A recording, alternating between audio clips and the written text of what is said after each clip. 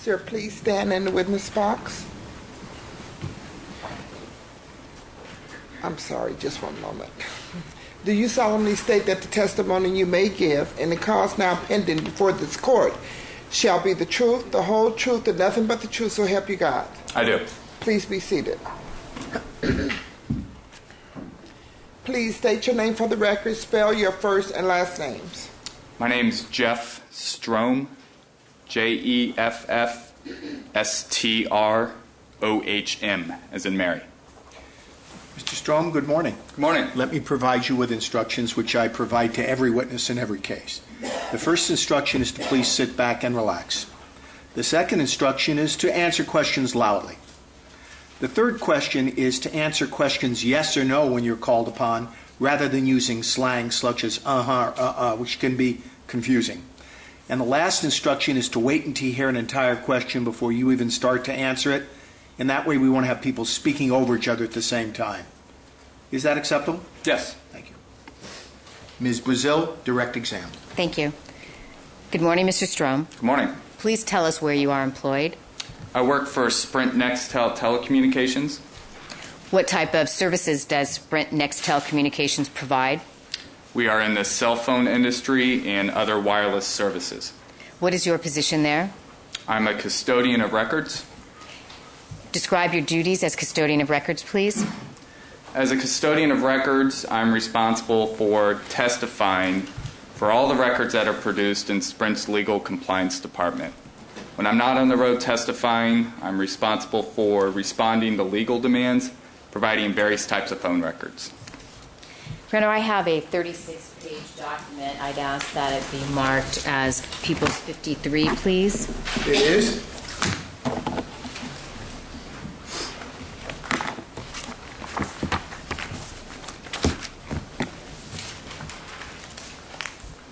Mr. Strom, prior to coming to court today, did you have an opportunity to review phone records related to a Sprint Nextel phone number ending in the number 3747? Yes, I did. I'd like to ask you some questions about the phone records, and to assist me, I'm going to put a page on the projector. Okay. And ask you questions about the way that the information is recorded by Sprint Nextel. Do you recognize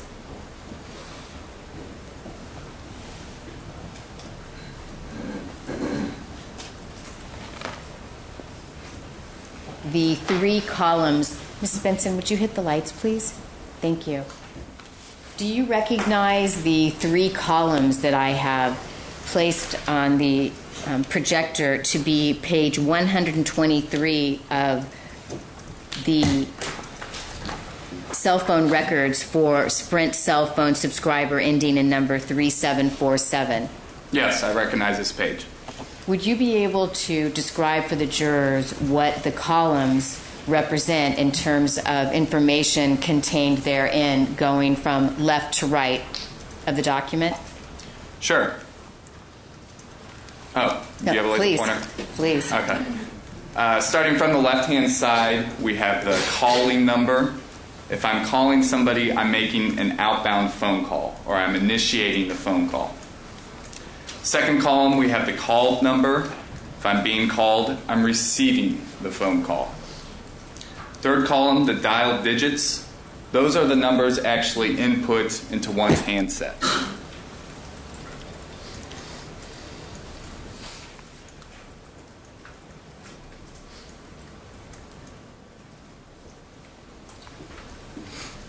Next column, M_R_pound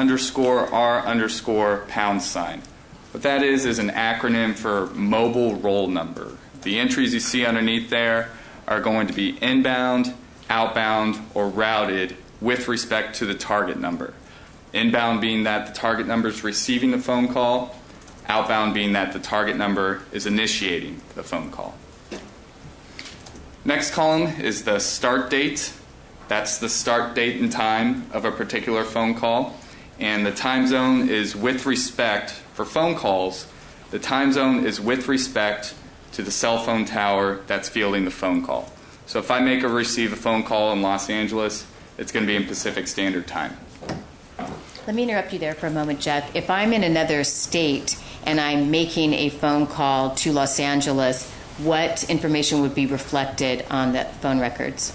The phone records are going to reflect the time zone of this target number ending in 3747. Has nothing to do with the phone number that this target number is communicating with. Please continue. The end date, that's when a phone call terminates from our network, and same rule of thumb for the time zone. And the time is reflected in minutes, seconds, and further to the 10th of a second? Yes. And the next column? The next column is the duration.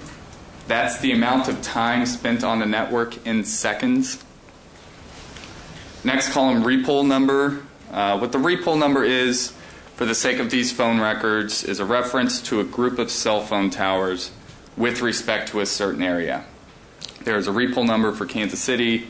There's a repull number for Dallas. For bigger areas such as Los Angeles, there's multiple repull numbers, but they all reference a group of cell phone towers with respect to a certain area. Second to last and last column, we have the first cell. What that is the specific cell phone tower that the target number is using at the beginning of the phone call.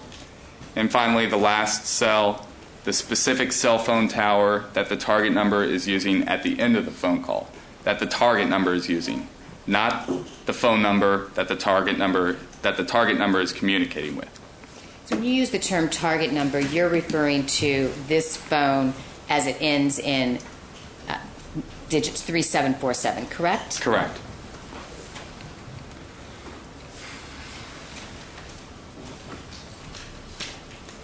With regard to these business records, you're obviously familiar with the way that Sprint maintains these cell phone records? Yes, I am.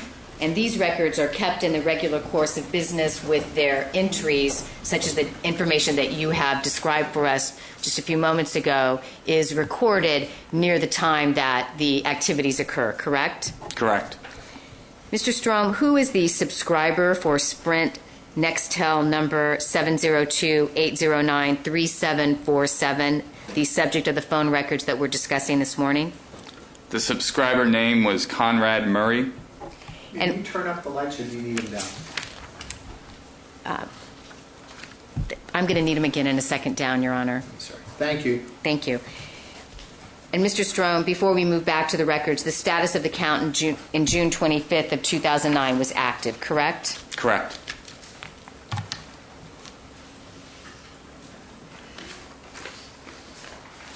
Mr. Strom, prior to coming to court today, did you review a two-colored chart that I provided to you that had calls related to Sprint Nextel cell phone number ending in 3747 depicted in yellow? Yes, I did. And did you compare the information, time of call, call from number, call to number, and duration of the call of the information contained in this chart highlighted in yellow to the Sprint Nextel phone records that you brought with you and that we've been discussing today in court? Yes, I compared the two.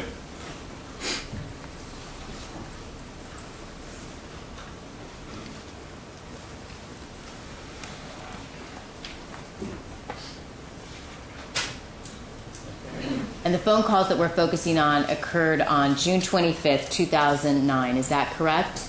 Correct. And let's start first with the first phone call on the chart relative to the Sprint cell phone ending in 3747. That would be at 7:01 a.m.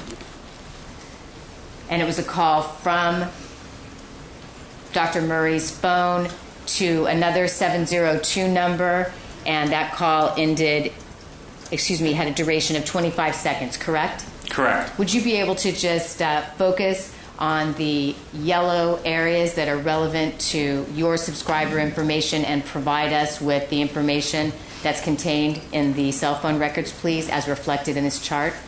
Sure. You want me to start with the 835 or the 701? The 835, please. Okay. At 8:35 a.m., phone number 702-809-3747 made a phone call to 925-786-6377. The duration was 0 seconds as it was a text message. 8:49 a.m., phone number 702-683-5217. Outbound phone call to 702-809-3747. The total duration being 53 seconds. And this call, why is there an entry of 48 seconds and 53 seconds on the phone records? This was one example of a routed phone call. What does that mean? Routed phone calls can be one of two things. For this particular example, it's when a TLDN is used, or temporary local directory number. Think of it as a bridge number. It's used to help complete a call when somebody is in an area where they otherwise cannot find service.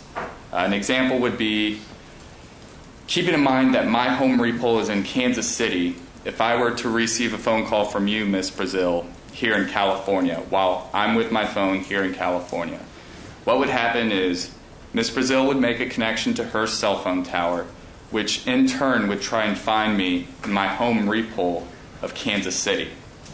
But because I'm not there, because a tower there cannot find me, a bridge number, a TLDN, has to be used to track me down wherever I am.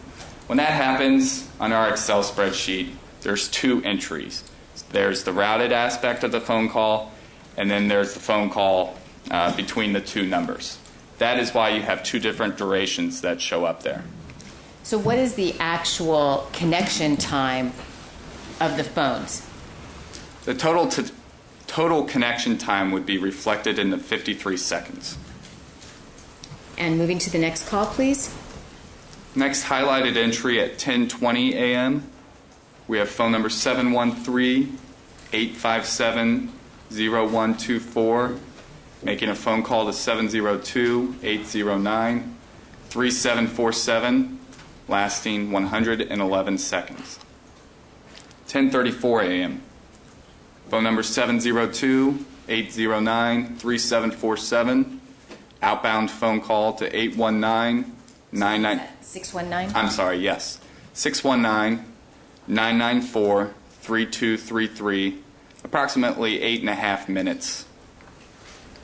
Next highlighted entry at 11:26 a.m., phone number 310-590-9566, outbound phone call to 702-809-3747, total connection time 7 seconds. And the reason for the 6-second entry there, as well as reflected on the phone records, is the same previous explanation that you have provided regarding the actual connection of the phone, correct? Correct. Another example of a routed phone call.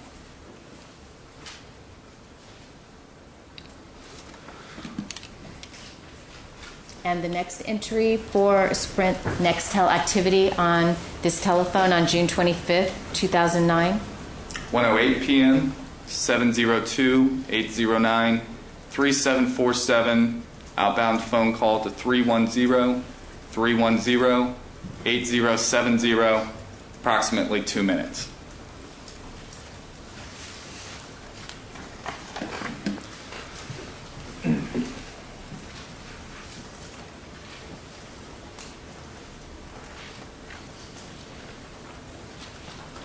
Thank you, Mr. Strom. I have no further questions. Thank you, Ms. Brazil. Cross-examination, Mr. Gorgian, would you like the lights on or off? Off, Your Honor. All right, thank you. Good morning, Mr. Strom. Good morning. Just have one question for you.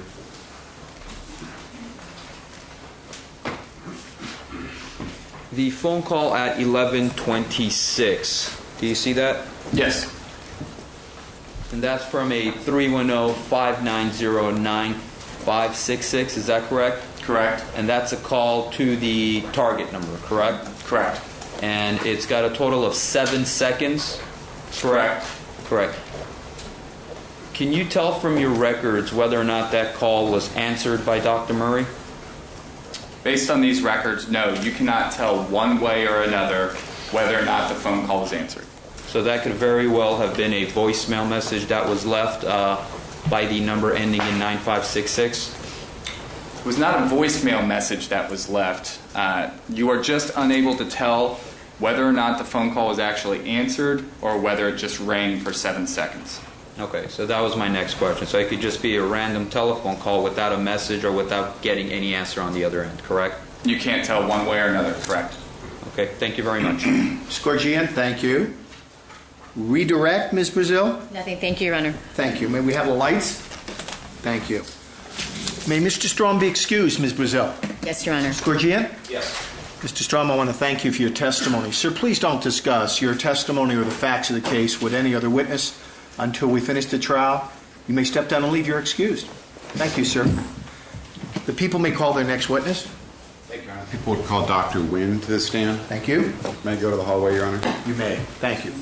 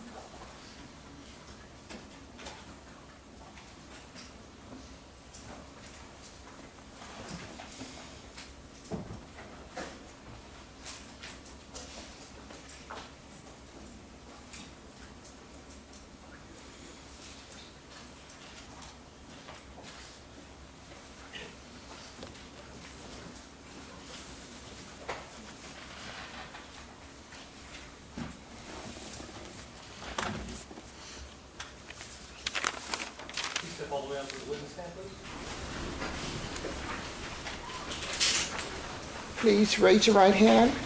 Do you solemnly state that the testimony you may give in the cause now pending before this court shall be the truth, the whole truth, and nothing but the truth, so help you God? Yes, I do. Please be seated. Thank you. Please state your name for the record. Spell your first and last names. My name is Tao Nguyen. First name is spelled T, as in Tom, H-A-O.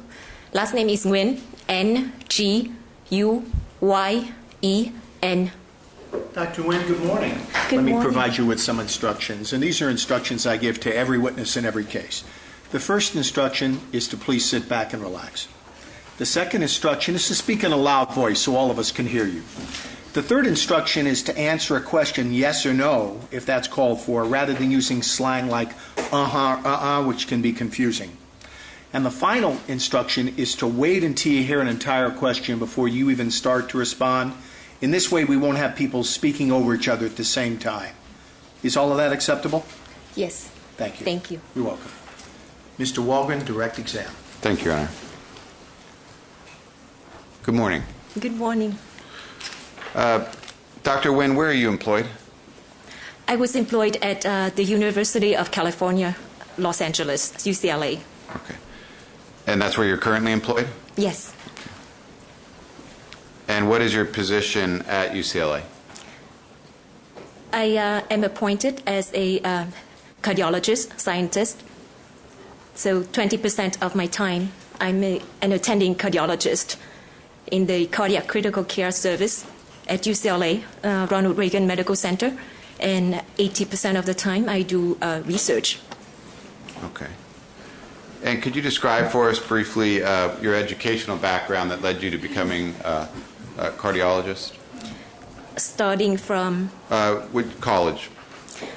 I went to Case Western Reserve University, finished in 2004.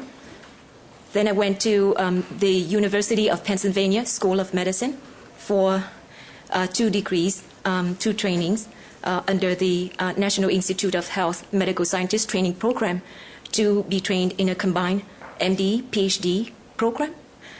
I got my PhD in 2002. My thesis work was on the structure and function of an ion channel called voltage-gated sodium channel studies in the heart, in the brain.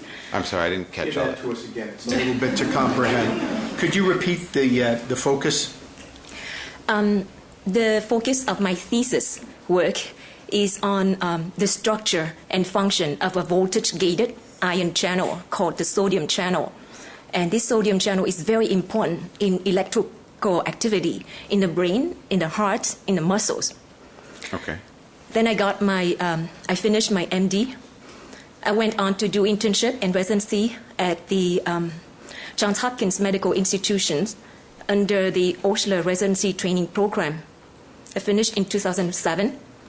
Then I went to UCLA for 2 fellowships, a cardiology fellowship for 2 years, starting from 2007, and a postdoctoral research fellowship under the UCLA Specialty Training and Advanced Research Program in 2011.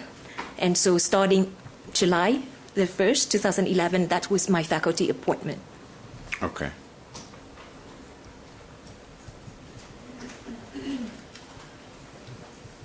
And you're a medical doctor? Yes, Okay. And going back to June 25th, 2009, were you working at UCLA as a medical doctor? yes. At that time, I was a cardiology fellow. Okay. And what were your day-to-day responsibilities, obligations at that time as a cardiology fellow in June 2009? That time, I was a fellow in the CCU rotation, which is a rotation in the cardiac critical care service. Okay, and what did that involve? That involves taking care of patients that are critically ill, that have cardiac issues, but critically ill. Okay. And it involves teaching the medical students, the interns, the residents, helping managing the patients in the service. Supervising me was an attending cardiologist, Dr. Daniel Cruz. Okay. And on June 25th, 2009, were you called into the trauma room or the emergency room regarding the decedent, in this case, Michael Jackson? Yes. Okay.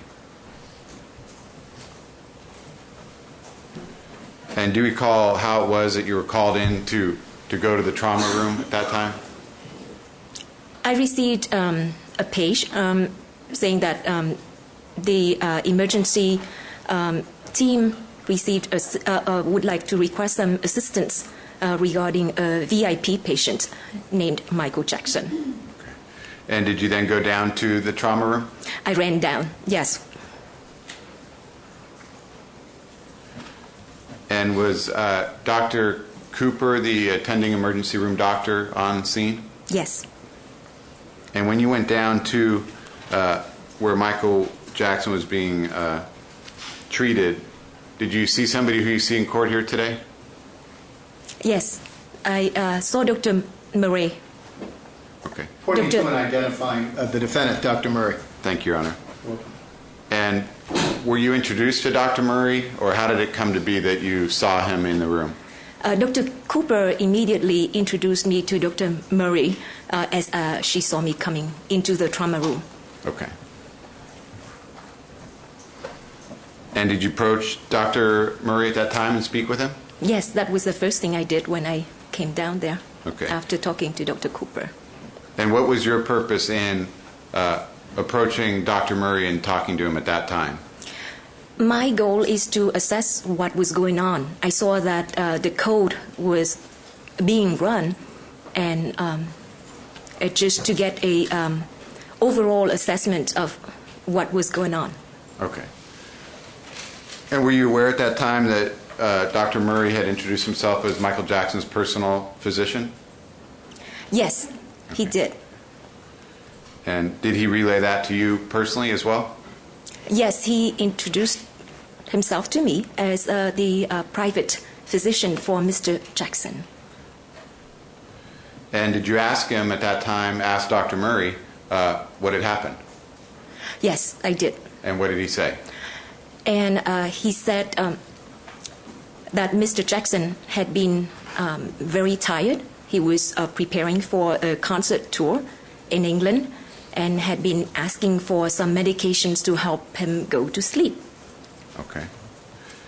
And did you specifically ask Dr. Murray then what he had given Michael Jackson? I did. He replied 4 milligram Ativan IV, meaning intravenously. Okay. And Ativan is another name for lorazepam? Exactly.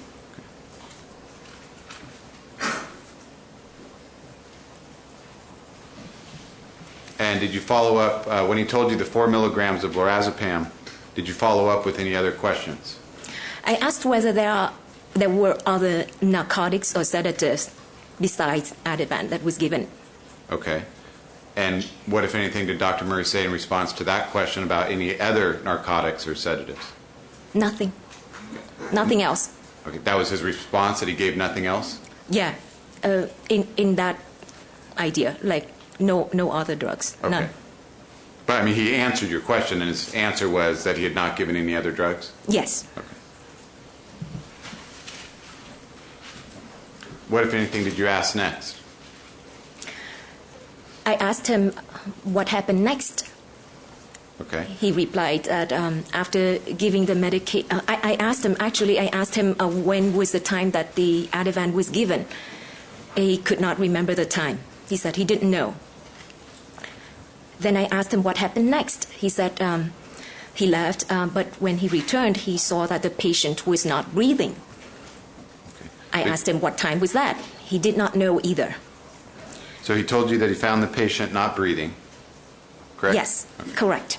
And you asked him at what time that was that he found the patient not breathing, and he wasn't able to tell you? No, he was not able to tell me. And I asked him from the time that he found that the patient was down, what was the time that EMS or the 911 was called. And he couldn't remember that either. He said he did not have any concept of time. He did not have a watch.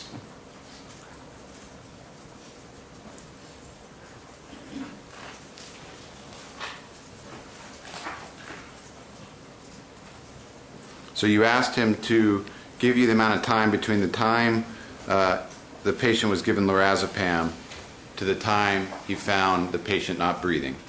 Yes. Is that right? Mm-hmm. Is that yes? Yes. Okay, and he was not able to answer that question? He was not able to answer the time or an approximation of the time interval. Okay. And then you asked him to give an estimate between the time found not breathing and the time that he called, that 911 was called, and he was not able to answer that, correct? Correct.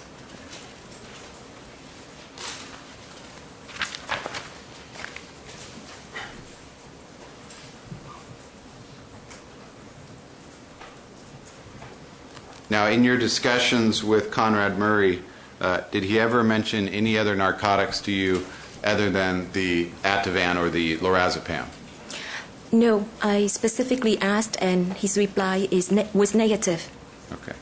And he never mentioned propofol to you? Absolutely not. At some point, Negative, please. did Dr. Murray ever mention the agent propofol to you?